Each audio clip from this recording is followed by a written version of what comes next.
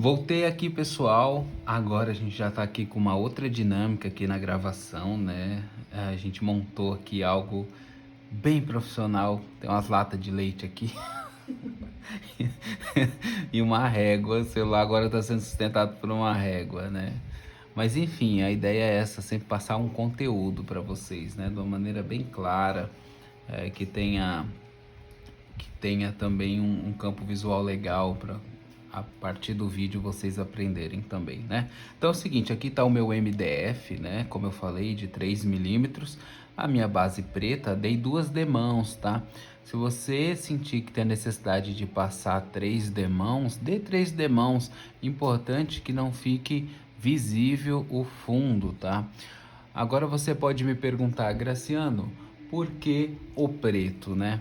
O preto, ele de fundo, realça qualquer cor que você colocar aqui, ó. Até as mais escuras ele consegue realçar. Então ele dá uma predominância aos tons, né? Olha aqui, ó, para terem noção. Ó como destaca bem essa paletinha do verde, ó. Então é muito legal a gente trabalhar com esse fundo preto, né? Mas poderia ser um fundo azul escuro, poderia ser um fundo azul seco, tá bom? Quanto mais escuro o fundo, mais a chance de você conseguir dar uma vivacidade nas cores que você vai usar no teu floral em pontilhismo, tá bom? Na sua mandala em guirlanda.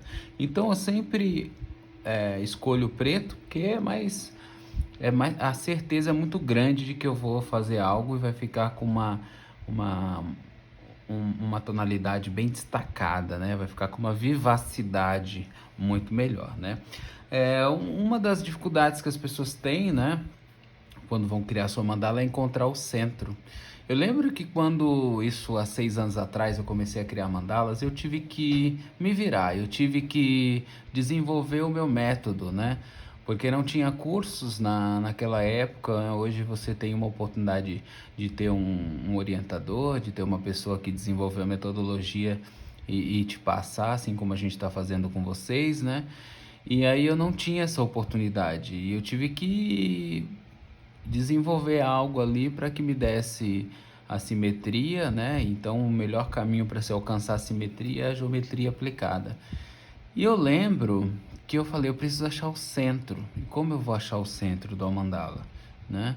E aí eu comecei a colocar a régua para um lado, colocar a régua para o outro, dividir. E aí eu fui desenvolvendo meu próprio método, né? É muito provável que você nunca viu essa forma mais simplificada de achar o centro. E se você viu, se alguém te passou, com certeza aprendeu com a gente aqui, né? E eu falo isso com muito orgulho, né? Sem nenhuma vaidade, né? Porque na verdade a gente está aprendendo um com os outros. Então eu aprendo muita coisa com as nossas alunas, elas aprendem com a gente também. É uma troca, né? O mundo vive dessa troca. Então, achar o centro é algo muito mais simples do que você possa imaginar, né? Você tem aqui toda essa circunferência e não é no olhômetro, não existe olhômetro, né? Simetria e olhômetro não combinam. Então você tem uma possibilidade de achar o centro da seguinte maneira.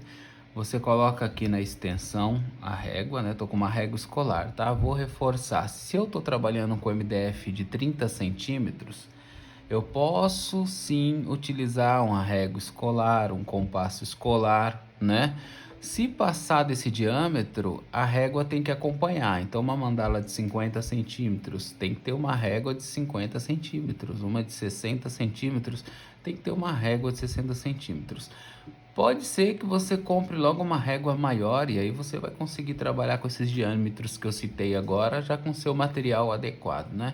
O compasso, o compasso também ele vai aumentando conforme o diâmetro, né? Só o lápis não precisa aumentar não, tá bom? O lápis e a borracha é o mesmo ali, né? Então, para você abrir círculos, para você criar novas linhas guias, você utiliza um material de acordo com o diâmetro da mandala que você está criando, né? Então, eu mostrei na aula anterior, ou na penúltima aula, como eu desenvolvi o meu compasso, porque às vezes você não tem como comprar o compasso, ou você não encontra. Geralmente é compasso para professor, né? E geralmente também ele vem, vou até mostrar um compasso de professor aqui para vocês. Deixa o meu artesanal aqui de lado por enquanto. Ele vem aqui, ó, com essa ponta para giz, né? Então vem para giz. E aí você tem que adaptar ele, colocar um lápis aqui, no caso eu passei uma fita. E essa ponta aqui, essa ponta, ela vem muito redonda. Eu tive que deixar mais fino aqui, porque no MDF a parte do fixador subia e a gente não conseguia dar uma dinâmica na abertura do círculo, saía torto porque subia, né? Então deixei um pouquinho mais fino aqui. É muito importante que essa ponta aqui do fixador ela seja mais fina, tá bom? Principalmente esse compasso eu usei muito em parede, né? E ele vem normal aqui, ó, com a borboleta, aqui o parafuso borboleta para fazer a abertura e tudo mais. No meu também, ó, tem o parafuso borboleta, tem a parte do fixador que eu fiz com um compasso escolar que eu tinha, um compasso que eu não tinha mais uso, e fiz também a parte do lápis aqui, ó. Eu prendi com essas mangueirinhas de gás, não vai? Uma presilha ali para trazer segurança ali, para ficar bem presa. Eu utilizei aqui para prender bem o meu compasso. No nosso caso aqui, a mandala de 30 centímetros, eu estou usando um compasso escolar simples, né? Tanto é que a gente vai chamar aqui de fixador, tá bom? Fixador. E a outra parte a gente vai chamar de marcador, né? Que é a parte do grafite. Então a gente vai chamar de marcador, fixador. Quando eu falar para vocês fixador, é essa parte que espeta aqui, tá bom? E o compasso, vou dar uma dica aqui para vocês. Compasso, quanto mais você manusear ele aqui por cima, né? Aqui, ó, por cima, mais chance de acertar e de fazer de forma simétrica ali o que você está querendo desenvolver. Mais chance você vai ter de desenvolver com mais precisão, né? Todo esse manuseio, toda essa dança do compasso. Então, manusear o compasso pela haste vai te trazer mais dificuldade, vai ser mais dificultoso, vai te trazer mais dificuldade nesse movimento. Então, o interessante é trabalhar com ele por aqui, né? A gente até brinca que aqui é uma bailarina e ela não gosta que coloque a mão nas pernas delas, então é só pelo tronco para ela fazer a dança, né? Mas isso daí é uma viagem nossa. Enfim, a gente vai utilizar esse compasso. Para achar o centro é muito simples, né? A gente tem uma régua escolar aqui, e aí eu vou deduzir o que seria a metade, tá bom? O que seria a metade, eu vou deduzir o que é a metade. E vou dividir por 2, né? Tô com um lápis comum aqui, vou dividir por 2. E aí aqui no meio tá dando aqui um pouquinho menos de 30. Essa diferença que deu aqui, ó, se deu 29,75, tem que dividir por 2. Aí é fácil, eu vou dar um toque para vocês aqui. Se tá aqui faltando para dar 32 milímetros, tira um fora e tira um aqui. Um lá e um aqui. Não são dois que tem aqui? Geralmente vai dar um número redondo, aí fica mais fácil para dividir. Deu 30, divide por 2, 15. Mas aí essa diferença mínima aqui, se você puder tirar, mais preciso você será. Então aqui, ó, faltou 2 para dar 30, 2 milímetros. Eu só chego aqui no 15, se fosse 30 não ia dar 15, eu tiro um aqui, ó, e faço o meu primeiro ponto. Faz um pontinho, tá? Que você consiga enxergar. Esse primeiro ponto aqui, ele serve apenas para você manusear a régua aqui, direcionar a régua no sentido vertical. Então, só recapitulando, a primeira medida foi horizontal. Eu vi quanto que tem aqui nessa medida horizontal, no meio, no que eu deduzi que é o meio da minha mandala, entendeu? E dividi por 2 e coloquei um ponto. E esse primeiro ponto, ele serve para eu direcionar no sentido vertical, horizontal, linha do mar, vertical, parede. Parece algo assim muito óbvio, né? Mas eu demorei acho que umas 3 décadas para diferenciar o que é horizontal e vertical. Eu tinha essa dificuldade. As pessoas falavam, agora é vertical. E eu, para mim, não tinha essa diferença. Mas enfim, vertical, parede, né? Aí a gente vai fazer a mesma coisa, vai colocar ele aqui para cima, tá? Eu tô usando aquele primeiro pontinho que a gente fez só para direcionar a régua e deixar nessa mesma linha. E divido por 2 também, né? Faltou 2 aqui. Então, se fosse 30, ia ser a metade, ia ser 15. Como não chegou a dar 30 aqui, eu tiro para menos, né? Se faltou 2 milímetros para dar 30, eu só tiro 1 milímetro menos de 15. Abaixo de 15. Então, como se fosse dar 14,90, né? E aí eu faço meu pontinho. Esse segundo ponto aqui, ó, você faz ele um pouquinho maior, porque ele é o centro da sua mandala. Olha que simples. A gente tirou uma medida horizontal, dividiu por 2, fez um ponto. Esse primeiro ponto me direcionou a régua aqui no sentido vertical. E aí dividi por 2 novamente esse segundo ponto, que é o centro da minha mandala. E é infalível, gente. Não tem jeito, não tem como dar errado. Então, a gente tem agora o centro da nossa mandala definido, né? Eu falei na aula anterior de a gente usar prego e martelo, ninguém entendeu nada. Porém, o prego pode ser um prego de aço comum. A partir do momento que a gente tem um centro aqui da mandala definido, é muito interessante que a gente faça aqui uma perfuração para que o compasso na sua base do fixador não fique escorregando, né? Porque se você for direto no MDF, a tendência é escorregar. E aí, o que você faz? Você delimitou aqui o seu centro. Você vem aqui e dá umas 2 batidinhas. Pronto. 2 batidinhas é o suficiente para o fixador do compasso ele ficar aqui e não ficar escorregando, tá bom? Então eu já tenho o meu centro delimitado. Nesse caso aqui que a gente vai fazer a mandala em guirlanda, você não tem a necessidade de ficar dividindo as bases pela geometria, né? Mas no outro caso de um outro floral, eu vou mostrar outro floral para vocês também. Esse floral aqui, ó, ele já precisou ter as linhas guias, então foram feitas várias divisões aqui e a partir desse momento eu consigo ser simétrico, né? Então é como se tivesse um mapa aqui abaixo, aqui, né? E aí a gente consegue usar por bases e trabalhar por bases, né? No caso da mandala em guirlanda, a gente só utiliza linhas guias circulares. O que é linhas guias circulares, né? Eu vou fazer uma primeira voltinha aqui e vou trabalhando nos intervalos, nos espaçamentos.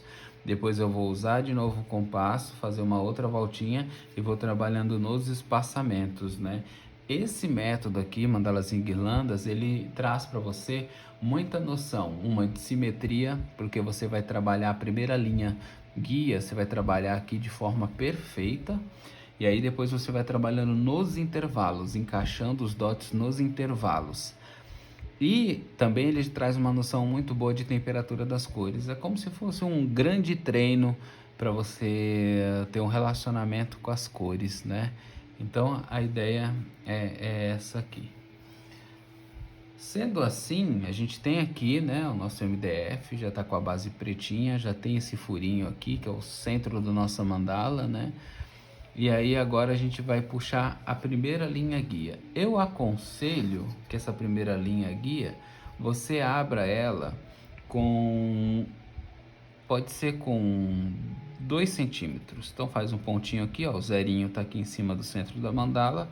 Distanciei 2 centímetros e fiz um pontinho. Fiz um pontinho. E agora eu vou abrir, né? Coloquei o fixador no centro da mandala, aqui no furinho. Por isso que é importante o furinho, para não deixar o compasso escorregando. E vou abrir uma linha agora, ó. Olha como eu trabalho com compasso. Olha como se deve trabalhar com compasso, né? Você coloca ele de lado e você faz esses movimentos aqui, ó. Ó, não é força, é leveza. Ó, não tô usando força, tá? Só tô fazendo o movimento, só deixando o compasso correr na mão, né? E aí eu já tenho a minha primeira linha guia, né? Já tenho a minha primeira linha guia. Lembra que eu falei para vocês na última aula que a gente começa sempre pela cor branca, porque o branco ele vai acender todas as paletas que eu venho usar. E aí pode ver aqui, ó, tem o branco aqui, tem o branco aqui e acendeu, tem o branco aqui e acendeu, tem o branco aqui e acendeu. Tenho 3 camadas de branco aqui, sempre quando eu vou começar a paleta. Graciano, eu posso fazer invertido, começar do escuro e ir pro claro? Você pode tudo dentro da arte, né? Tudo dentro da arte. A arte, ela traz essa sensação que você pode criar a sua visão de mundo, a visão das cores, como você sente as formas, como você sente as cores. Isso é muito particular, né? E a arte não existe feio ou bonito, tudo é expressão, a arte é expressão. E a partir do momento que você consegue se expressar através da arte, você consegue se libertar dos padrões, né, que a sociedade te colocou.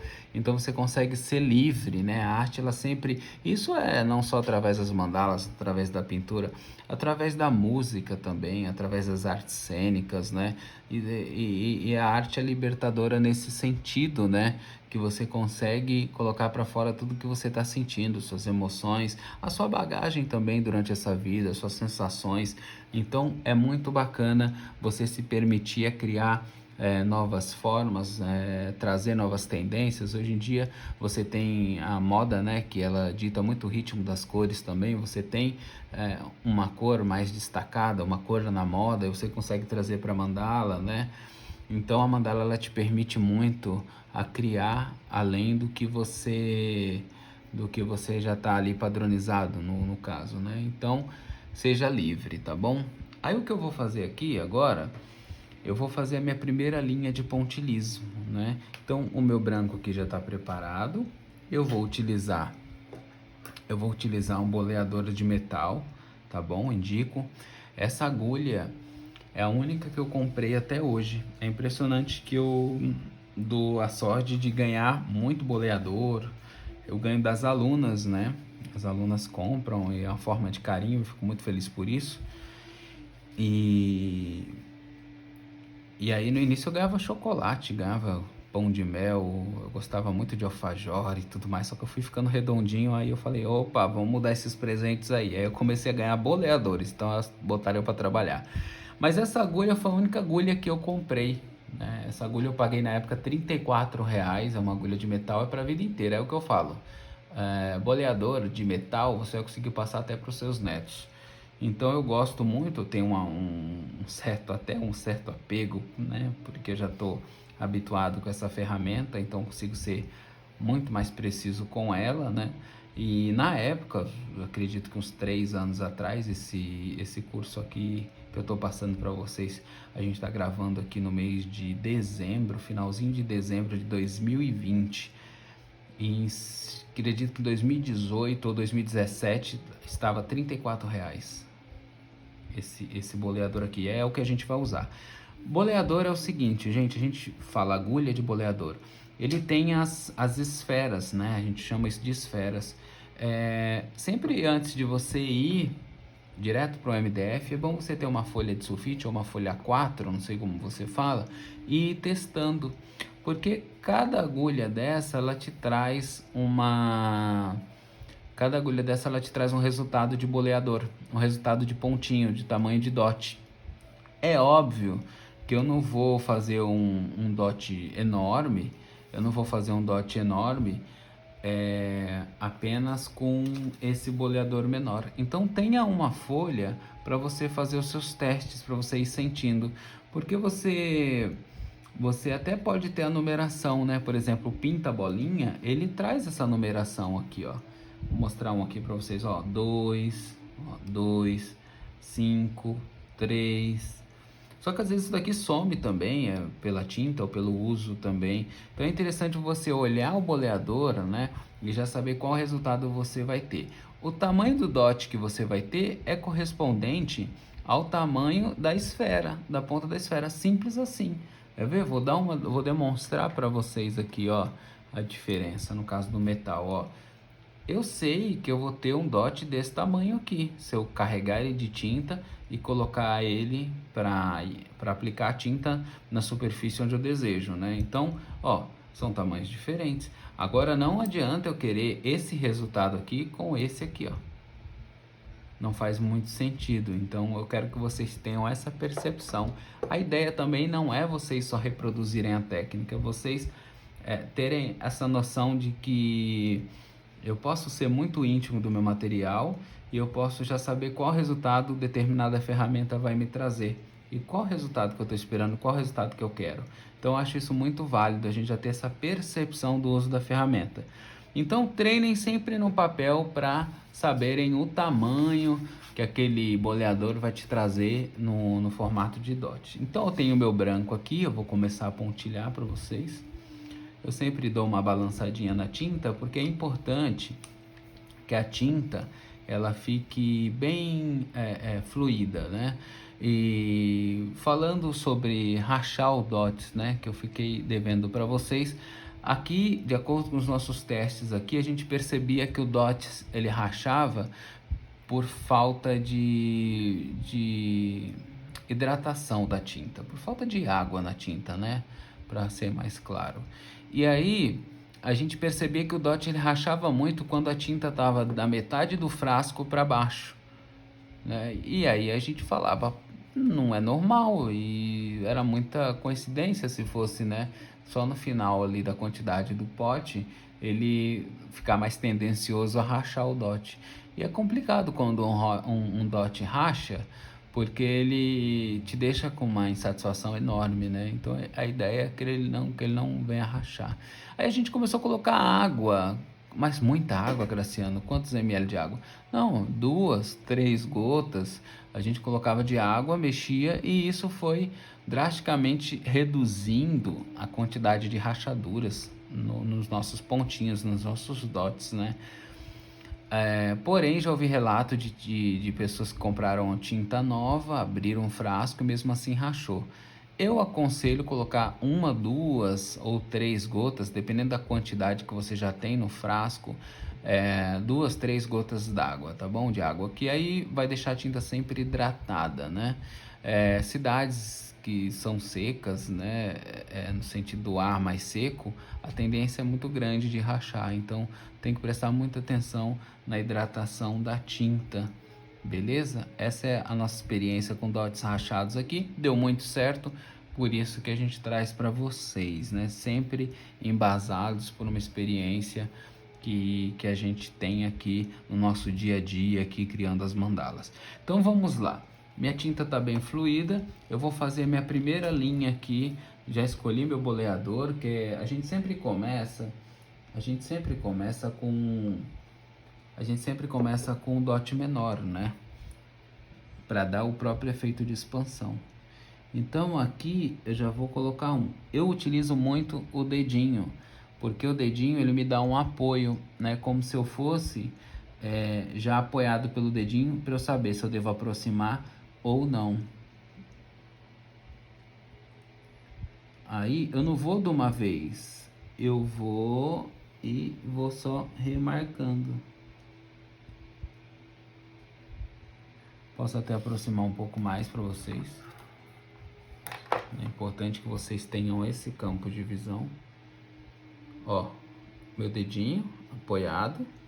E aí eu vou e 1, 2, 3, umba.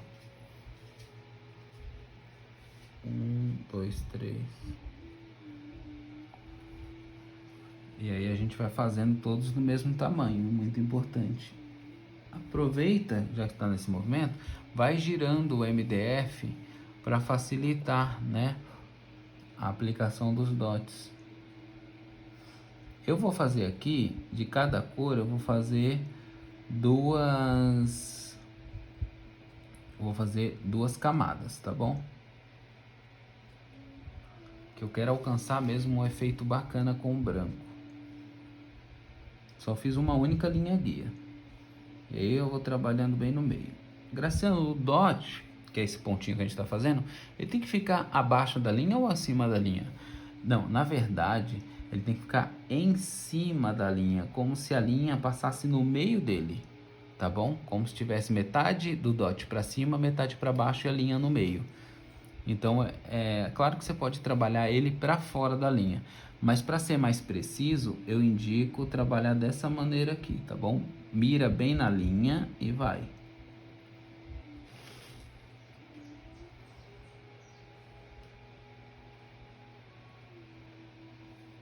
O criar mandalas tem que ser um momento de meditação, né? Um momento onde você vai colocar seus pensamentos no lugar, onde você vai pensar, refletir sobre suas atitudes, o que te fez chegar até aqui, né?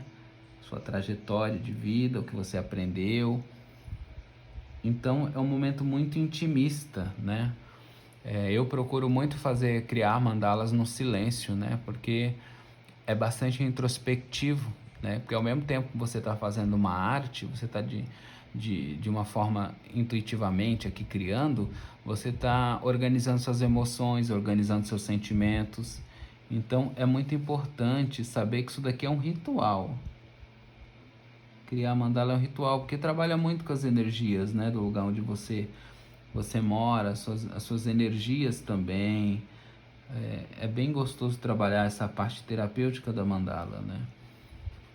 E quando você tem uma técnica, aliada à técnica, né, ajuda bastante. Eu vou passar para vocês já já uma possibilidade que acontece muito quando gruda os dots.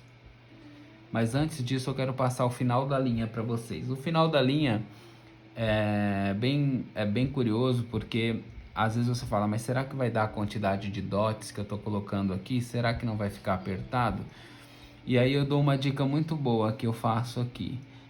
Antes de colocar, eu meço, ó, 1, 2, 3. Então eu já sei que três dots serão suficientes para eu terminar a linha. E aí eu coloco eles, ó, um pouquinho menor, ó, esse aqui, e coloco um terceiro aqui, ó. E aí eu vou só enchendo aqui, ó, carregando eles e deixando um pouquinho maior até que ele preencha tudo. E aí, num todo, fica imperceptível se tem uma um pouquinho menor, fica imperceptível. Agora, pessoal, a próxima linha é sempre importante de vez em quando bater a tinta, né? Balançar ela, colocar 2 gotinhas. É o que eu vou fazer agora na minha. Eu vou balançar ela aqui, eu já hidratei a minha tinta. Ela deve estar com uns 30% da embalagem aqui, né, de tinta. Então eu fui ali, coloquei minhas 3 gotinhas e tô só balançando aqui, né? E aí ela fica bem fluida, né? Quanto mais fluida ela ficar, melhor. Isso não quer dizer que você vai colocar um monte de água na tinta, tá bom? É importante dar uma batida boa nela. Eu não vou ainda trocar o dot. Eu vou trabalhar nos intervalos. Aí que tá. Lembra, a gente não precisa fazer uma outra linha guia. A gente fez apenas uma. Só que agora eu vou trabalhar nos... Ó, até sujei um pouquinho. Ah, gente, sujou um pouquinho aqui, ó. Passa o dedinho na língua. Saliva é a melhor coisa para tirar isso daqui, ó. E aí some. É meio anti-higiênico, né? Mas aqui a gente é assim mesmo. Aí agora eu vou trabalhar nos intervalos desse dots. E aí não vou mudar a agulha ainda, porque eu quero esse resultado ainda na segunda linha, tá bom? Então eu vou mudar o dots.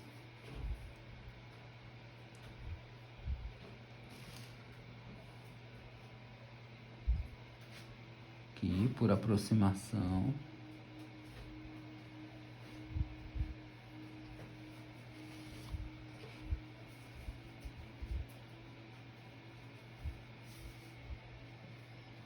Vou colocar aqui um pouco mais acima, que o importante é vocês terem uma visão privilegiada, né?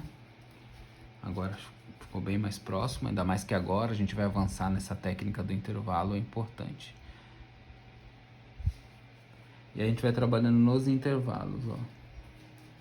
Nem para cima, nem muito para baixo, é no intervalo, como se estivesse encaixando aqui, ó.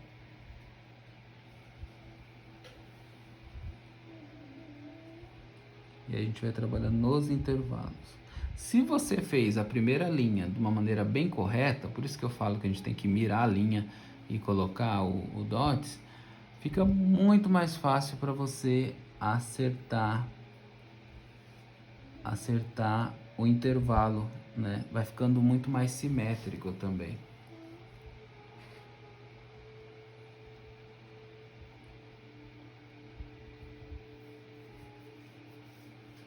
E aí a gente vai preenchendo aqui.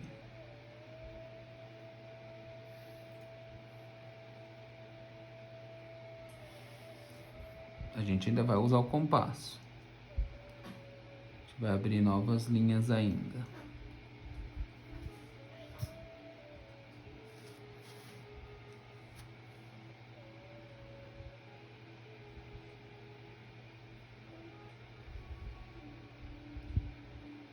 Vou fazer aqui para mostrar para vocês.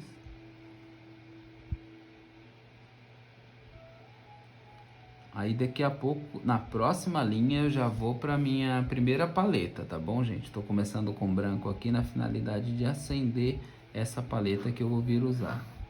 Que eu vou usar logo mais.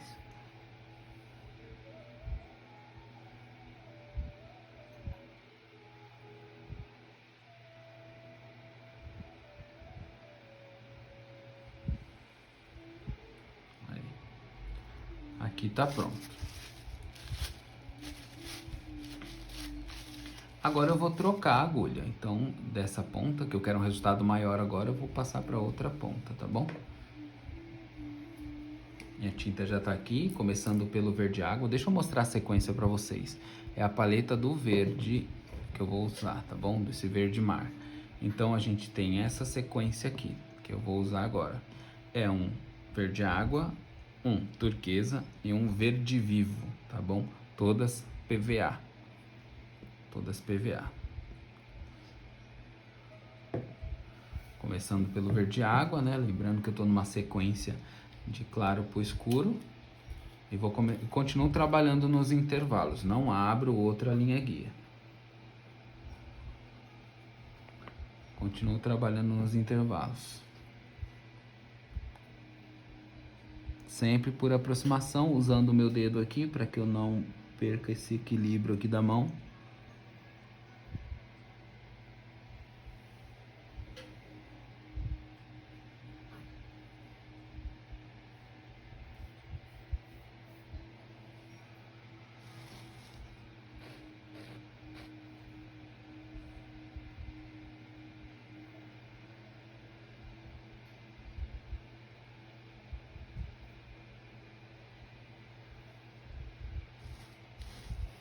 Aí tá o meu verde água, já tá começando a dar uma vida aqui, né? O branco ele acende. E essa mistura de verde água com branco aqui fica a coisa mais linda.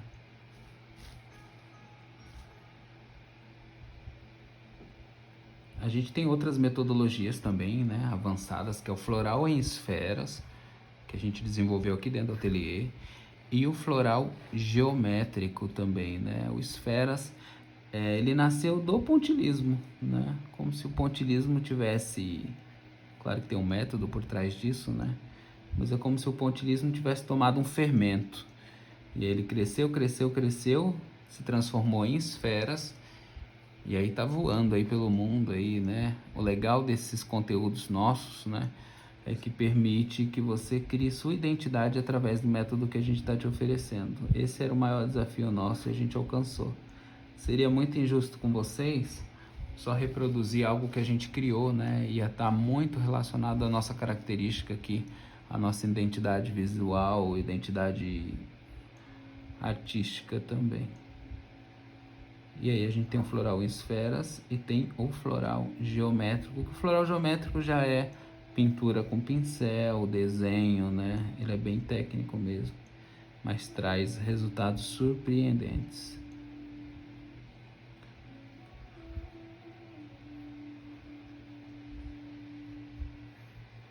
Eu trabalhei no intervalo, nos intervalos. Vou fazer tudo dupla, tá, gente? Vou fazer mais uma camada, vou fazer mais uma camada verde água, verde água.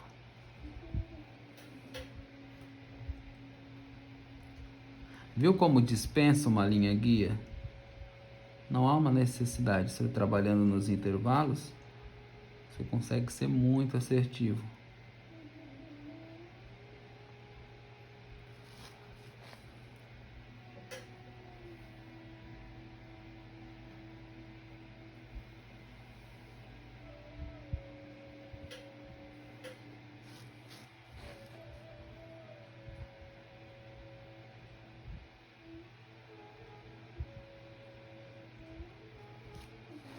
Eu vou girando, estão vendo? Eu girando o MDF. Facilita muito. Vocês podem fazer também em qualquer superfície lisa, né? O pontilhismo. Não necessariamente no MDF, né? E sempre utilizando as tintas acrílicas. Gesso, madeira, tinta acrílica.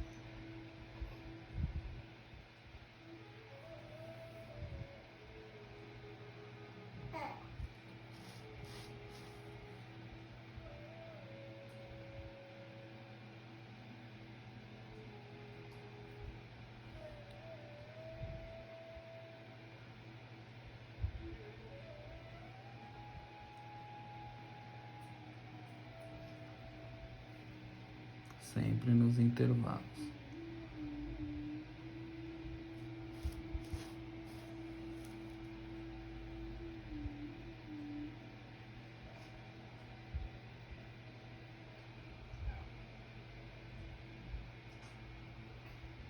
Eu vou aplicar a paleta inteira.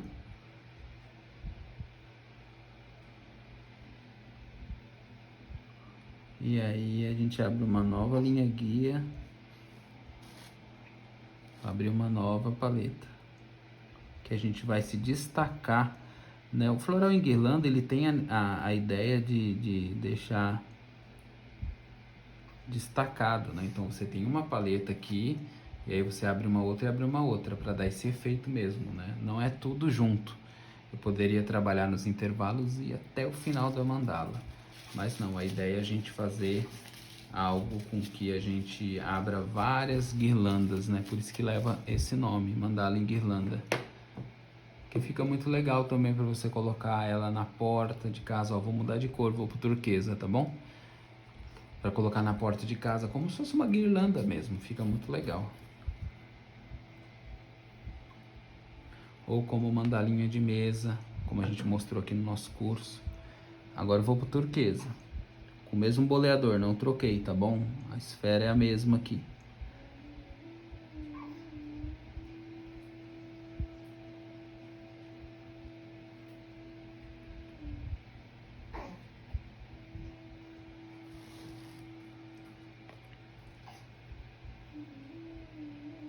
Agora eu vou finalizar aqui.